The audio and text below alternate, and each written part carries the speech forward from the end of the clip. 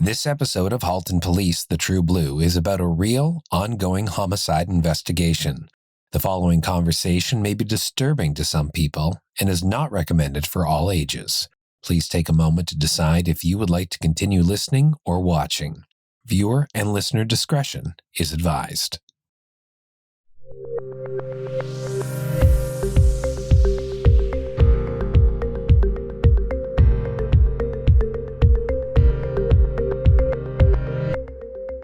Paul Henttonen's body was discovered Friday, May 17, 2002, in his Georgetown apartment.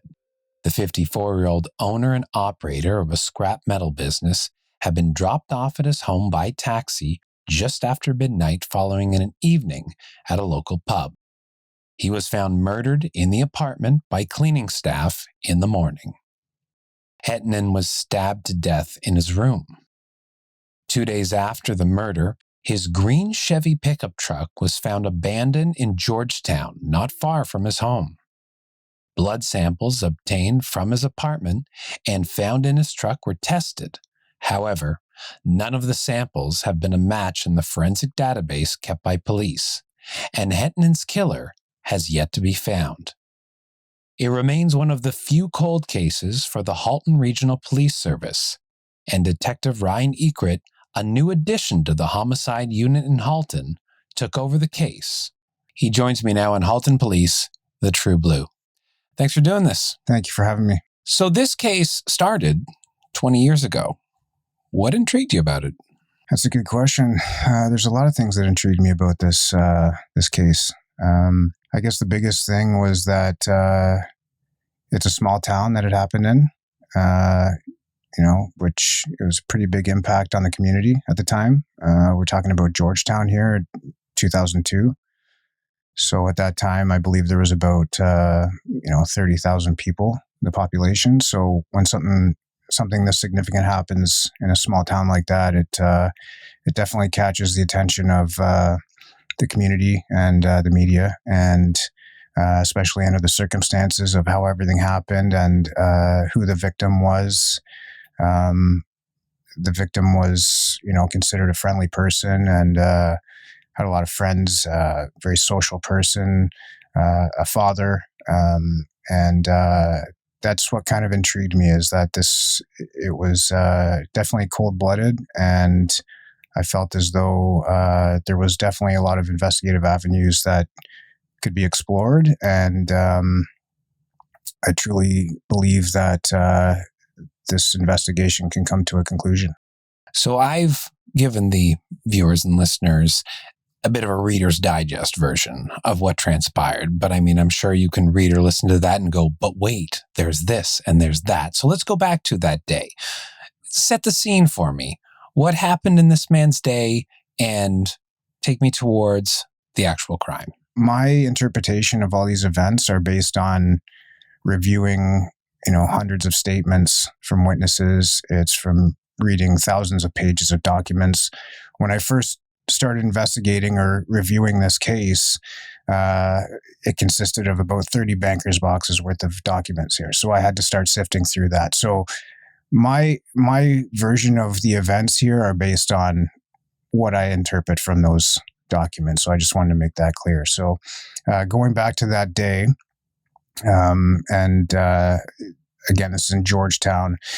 It took place on a Friday. It was May 17th, 2002, which was a Friday. And police got phone calls on 911 from somebody who located a deceased body in a warehouse, which had been converted into like a living space. And that warehouse was located at 1 Rosetta Street. It's kind of in the center of town. And 1 Rosetta Street it's a very large warehouse, probably about 140,000 square feet worth of space. And the victim had a small portion of the warehouse that he converted into a living space in the corner of the warehouse. The victim had a cleaning lady who attended on that Friday morning, and she located him in his apartment. He was lying on his bed. He appeared to have died from stab wounds. He was covered with blood. And so 911 was called. and police responded to the scene. The interesting thing is that at first, because of the circumstances and the fact that there was a knife involved, police had a suspicion that it could have been suicide at first. That was quickly ruled out. But yeah, that's how it kind of started, and an investigation started after that. So you researched it. Tell me about the crime scene itself. Well, it's interesting because given the nature of the homicide, being a pretty violent stabbing, and we know that that Paul was stabbed multiple times, you would probably have this image in your head of a pretty gory scene. And of course, there was some blood there. However, despite there being a little bit of blood under the body and in other parts of the apartment, it was very well kept. Like there wasn't any indication that there was a struggle, and that was another challenge for the identification officers locating DNA, because it seemed like it was almost strategic on the part of the suspect. It was almost like it was purposely well kept, and the killer didn't make a lot of mess and was very careful exiting. That said, there wasn't any sign of a forced entry. Mm-hmm. So locks weren't broken. There wasn't any indication that somebody pried open his door. So it kind of leads into other investigative avenues and possibilities of, a potential break and enter. Somebody who had absolutely no association to the victim and could have just broken into the apartment and was interrupted by Paul, and it was maybe something happened there that went wrong, and that's just one possibility. But to answer the question, it was well kept. Anything missing? Yeah, it's just the cash. I mean, there wasn't any cash located, so we know that Paul, or we believe Paul, was in possession of a good quantity of cash. He had just won $2,700 in the lottery. He had just closed a business deal a week prior. But yeah, there was no cash located in the place, which could indicate a robbery. It's another possibility. But the fact that there was no signs of any forced entry could suggest that the person who is responsible for this murder maybe knew Paul. So it could have been somebody that he was close with, or had been invited inside. There's lots of possibilities. In the intro, I mentioned a vehicle. Tell me about the vehicle. So Paul owned a 1997 green Chevy pickup truck. And the interesting thing about that is the fact that it wasn't located at the house when police arrived on that Friday morning after the 911 call. It was later recovered 2 days later from an adjacent neighborhood about 1 kilometer away. And just going back to Paul, he never drove when he was drinking. So it wasn't uncommon for him to ask other people to drive him to the pub or drive him to the store or whatever in his truck. So he would ask, for example, his next door neighbor to give him a drive somewhere in his truck. And this is actually what happened that Thursday night before he was murdered. He asked his neighbor to give him a drive to the pub in his truck and asked him to leave his truck back at his place. Mm-hmm. The fact that his truck was missing that next morning indicates that the suspect or the killer or killers moved the truck after committing the murder. I was about to ask you why. Well, that's another good question. It's up to debate, I guess. But I mean, one possibility, and the obvious one for me, would be that whoever the killer was who moved the truck was probably trying to buy some time, and assuming that if the truck wasn't there, then whoever went to visit Paul would think that he wasn't home, so they wouldn't bother going inside. And that also kind of indicates that whoever the suspect or suspects were maybe didn't realize that Paul had a cleaning lady that came to the house every 2 days. So therefore maybe the suspect wasn't as close to Paul as some people might think. So you've determined that the suspects moved the truck when police did find the truck. What did they find in it? Not much evidentiary-wise. The truck was in somewhat disarray, just like Paul's apartment, just like how he lived. It was somewhat messy and disorganized. There was a few droplets of blood in there. But the few droplets of blood had been ruled to be belonging to Paul himself. So whether it was transferred from the killer or if it was from a previous cut that Paul had on his hand, we don't know. But it was the small amount of blood that was located in the truck belonged to Paul. And other than that, there wasn't anything of evidentiary value located inside. Did they have more success at the actual crime scene themselves that led them to have different suspects in the case? Yeah, you would think so. I mean, forensics has developed and progressed in a significant way over the last 20 years. And at that time, there was a significant amount of exhibits seized, and there were some samples that were sent off to the Center of Forensic Sciences for analysis. There was some DNA located there. The issue there is that because of the victim's lifestyle and how social of a person he was, and he, to me, it seemed like he had people over all the time. He was always inviting people over. He had a card table set up. So, like, there's cigarette butts and sitting in ashtrays. So even with that, there's a lot of DNA there, but it's hard to say whether or not that DNA belongs to the actual killer. It's just, there's DNA there, but that's only one step in the process. You can't say for sure that DNA belongs to the person that committed this crime. So you're looking at all of this that is in all of these boxes. Is there something that struck you to say, maybe we didn't explore that back then? Maybe I want to look at that again. Is there something in particular that kind of got you? I'm trying to figure out what got your juices flowing over this particular case that has led you down the rabbit hole in trying to investigate, trying to solve it. I mean, we do have new technology now, but is there something that you immediately piqued your interest? Yeah, well, I think my approach on it was, and this has been investigated multiple times. So it's never closed. And when this first happened in 2002, it was investigated for a good 2 years.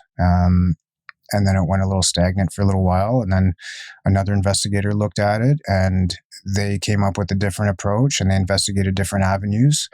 And then it was investigated a third time and a fourth time. And now I looked at it and I wanted to just dive right into it. And I spent about 3 or 4 months just reading all these witness statements. And once I got a good grasp of what I thought all the details were, I started going out and re-interviewing those same people that gave statements 20 years ago.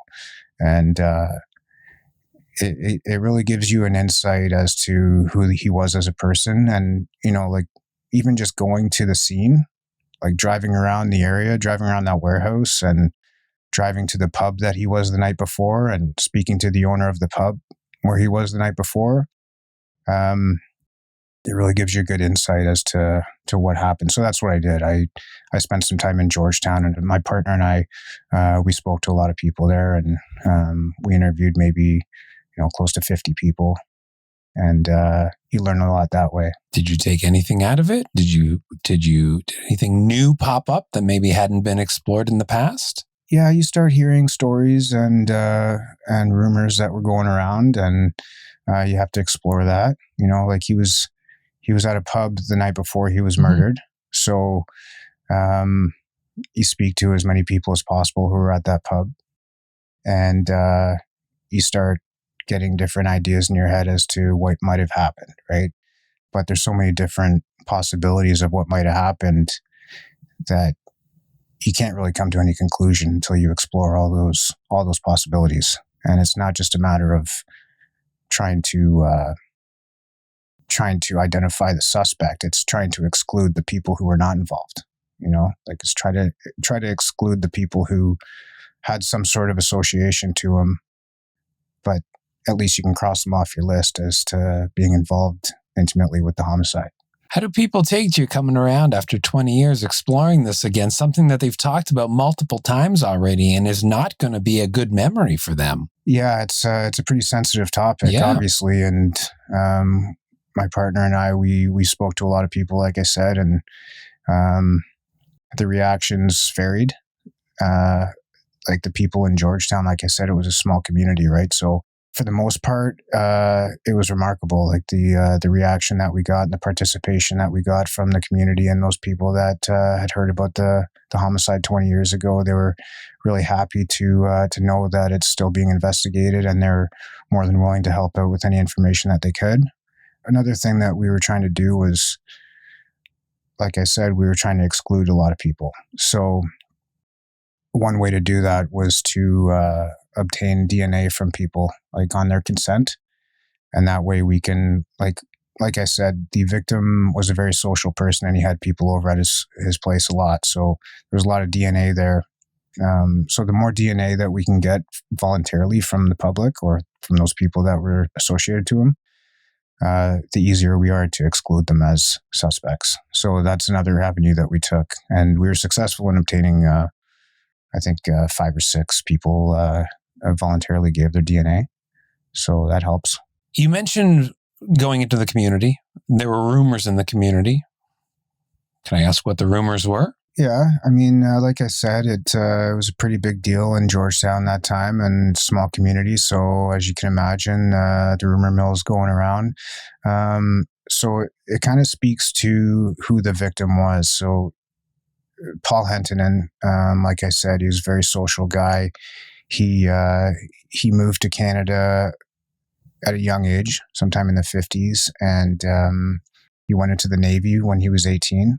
He spent a few years in the Navy and then moved to the Etobicoke and Brampton area, and he became involved in a variety of businesses, mostly for cash type of businesses, from what I understand. Anyways, he focused on scrap metal and refurbishing equipment. He owned a lot of businesses. Some of them succeeded and some of them failed. He actually was considered to be not the best businessman. I know that he took out several loans, personal loans from people, and he ended up moving to Georgetown in late 2001. That's when he moved into that warehouse there. And at that time, he had a company that dealt with packaging. It was a packaging company. He would package like liquids. And so he had a lot of equipment that he would sell in regards to, like, packaging liquids. There was another business in town that did the same type of work that he was friendly with, but it was also his competitor. He went bankrupt in 2001 with that packaging business. And around the same time, Coca-Cola, obviously a huge company, they had a bunch of plants throughout the GTA, and they were tendering out a contract to dismantle some of their plants. And so Paul, he wanted to get on board and win that contract in order to purchase all the equipment from these Coca-Cola plants so that he could refurbish them and sell them himself and make some money. So in order to do that, he needed some financial support. So I know that he ended up getting some support financially from a partner, and he won the contract, and he ended up buying all this equipment from Coca-Cola, for about 6 figures. And he was set to make double that. He was about to double his money. So he always had a lot of cash. And with that, his lifestyle, he enjoyed going to bars. Like I said, he was very social. So to answer your question, the rumors were all over the place. It could have been like a female that was disgruntled with him that he met at a bar. It could have been somebody who knew that he had a lot of cash flying around. It could have been, an upset previous business partner. It could have been somebody that who loaned him money that he defaulted on. But these are all just, again, it's like all these different possibilities that you have to explore. And yeah, so it could be a wide variety of reasons. And those were the type of rumors that you'd hear. Well, I mean, when you were telling that story, even I'm coming up with, oh, that's a red flag. That's a red flag. I mean, a bad businessman who deals in cash, who lives in a small portion of a warehouse. The living situation itself is rather curious, to say the least. Yeah, so from what I understand, it's just it was a financial thing for him. Like he was from the Brampton and Etobicoke area, and leasing out this warehouse on Rosetta was significantly less expensive than out like the space that he needed in closer to Toronto. So that's why he was in Georgetown. But yeah, like from what I understand and my knowledge of him, just from reading on paper, is he had a simple life, and he was just a social guy and was an easygoing guy. But I also know that there's several reports of him of people saying that he always carried a wad of cash in him with him, and when he was at the bar, he'd always be flashing cash around. And the other thing that I learned too was that he won the lottery the week that he was murdered. It wasn't a lot of money, albeit it was about $2,700 or something like that. But so it's not a significant amount of money, but from what I understand, he's the type of guy that would bring that $2,700 to a bar with him. Rounds on me. Yeah. So you're going through all of these details and you're going through all of these case folders. There's all of these samples. You mentioned DNA over and over again. What role does technology play when you're dealing with something that's from over 2 decades ago? Oh, it's huge. From my knowledge now, it's DNA and physical hard evidence is what's going to prove a case. So the sciences behind it plays a huge role in it. And 20 years ago, like I said, I'm not an expert in this field, but I know things have developed quite significantly in the last 20 years. So that's another reason why we've been asking, my partner and I have asked people to consent to giving their DNA. And we can retest samples that are in the possession of the Center of Forensic Sciences as well. Like they can retest it on different databases, and the databases are now a lot more vast than they were 20 years ago. So it's definitely a significant factor. How much do you hold out hope here? Like, how long do you keep working on this case? You've spent a lot of time. You've told me about these bins, 30 bins to go through and getting all this research. You have no notes in front of you. This is all in your brain. So how long do you keep doing it, and how much hope do you have in solving it? I have a lot of hope in solving it. I think we will solve it. I think it's just a matter of somebody bringing that small piece of information that we were missing. And, I work with an amazing team of people that we're all motivated to continue working it. So, yeah, I'm very hopeful and I'm optimistic. What led you to do this? Not this case in particular, but go into this avenue of policing. Well, I love investigating things. I look at it like a puzzle that you need to figure out, and it's exciting. And, there's nothing better than learning about some piece of information that progresses your investigation. It's gratifying. And especially a case like this where, Paul has a son, and he's now 32 years old, and that motivates me, right? So, bringing closure to him would be very gratifying. Well, I mean, I wish you all the best. I hope all of your work does come to that crescendo. You do find that missing piece and you put it into the puzzle and solve it. Thank you very much. I hope I do. Thanks for doing this. Appreciate it. If you have any information about the homicide of Paul Henttonen, please call the Homicide tip line at 905-825-4776. Tips can also be submitted anonymously to Crime Stoppers at 1-800-222-8477.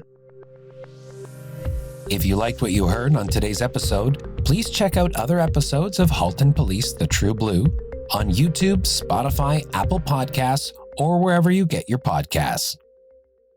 Keep up to date with us on social media under the handle @Halton Police.